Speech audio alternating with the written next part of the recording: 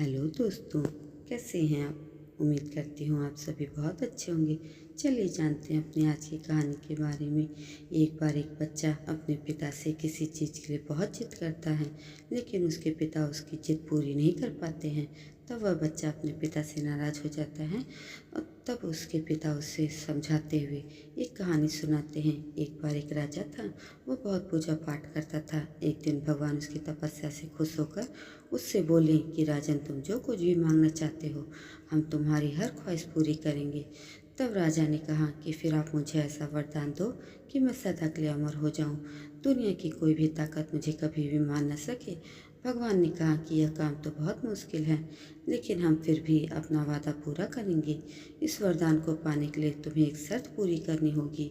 आज सूर्य छिपने से पहले यदि तुम अपने राज्य की सीमा से बाहर निकल जाओ तो तुम सदा के लिए अमर हो जाओगे, परंतु यदि तुम ऐसा नहीं कर पाए तो फिर मैं तुम्हें मौत के चंगुल से नहीं बचा पाऊंगा।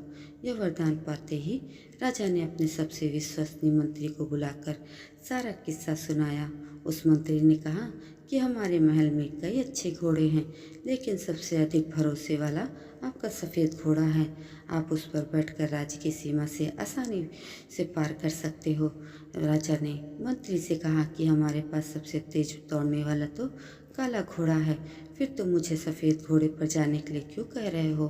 मंत्री ने अपनी राय देते हुए कहा कि काला घोड़ा थोड़ा पागल किस्म का है और थोड़ा बीमार भी है, उसके ऊपर हम अधिक भरोसा नहीं कर सकते हैं। राजा ने मंत्री को डांटने के साथ उसकी हिदायत को अनदेखा करते हुए काले घोड़े पर बैठकर राज्य की सीमा से बाहर जाने का फैसला कर लिया। सारा दिन भागते भागते घोड़ा और राजा दोनों ही पूरी तरह थक गए थे, लेकिन सदा के लिए अमर होने की लालसा में राजा ने हर हालत में सूर्य के छिपने से पहले सीमा को पार करना चाहता था। इसी मनसा के चलते वह काले घोड़े को लगातार दौड़ाया जा रहा था। अभी घोड़ा राज्य की सीमा से कुछ दूरी पर ही था कि वह हताश होकर बुरी तरह से लड़खड़ा कर गिर पड़ा। राजा के लाख कोशिश करने पर भी घोड़ा दोबारा उठ नहीं पाया और उसने राज्य की सीमा के अंदर ही दम तोड़ दिया। कुछ ही देर में सूर्य देवता भी छिप गए और राजा की मौत हो गई। जब राजा देवलोक में पहुंचा तो उसने भगवान से खफा होते हुए कहा कि आपने मुझसे धोखा किया है। यदि आप मेरे काले घोड़े को नहीं मारते तो मैं सदा के लिए अमर हो सकता था। भगवान ने कहा कि यदि तुम अपने मंत्री की बात हमेशा मानते थे, लेकिन इस बार उसकी बात मानने के बजाय तुम उसे डांटकर अपनी जिद के चलते काले घोड़े पर निकल पड़े। तुम्हारे काले घोड़े का अंतिम समय और उसकी मौत की जगह पहले से ही निश्चित थी। यदि इस बार भी तुमने अपने मंत्री की बात ढंग से सुनी होती और अपनी जिद न चलाई होती तो तुम सदा के लिए अमर हो सकते थे, क्योंकि तुम्हारे सफ़ेद घोड़े की अभी बहुत उम्र बाकी है।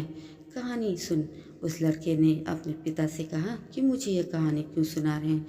तुम तुम्हें यह कहानी इसलिए सुनाई है क्योंकि अभी तुम्हारे सामने सारा जीवन पड़ा है।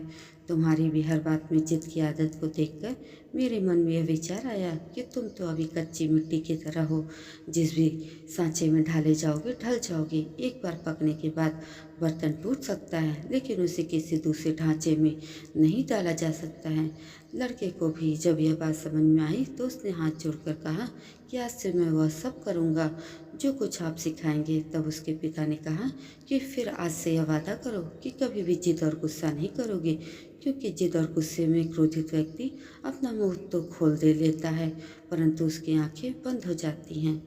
दोस्तों, ये कहानी आपको कैसी लगी कमेंट करके ज़रूर बताइएगा और ऐसी अन्य कहानियों के लिए मेरे चैनल को भी सब्सक्राइब जरूर करिएगा। धन्यवाद।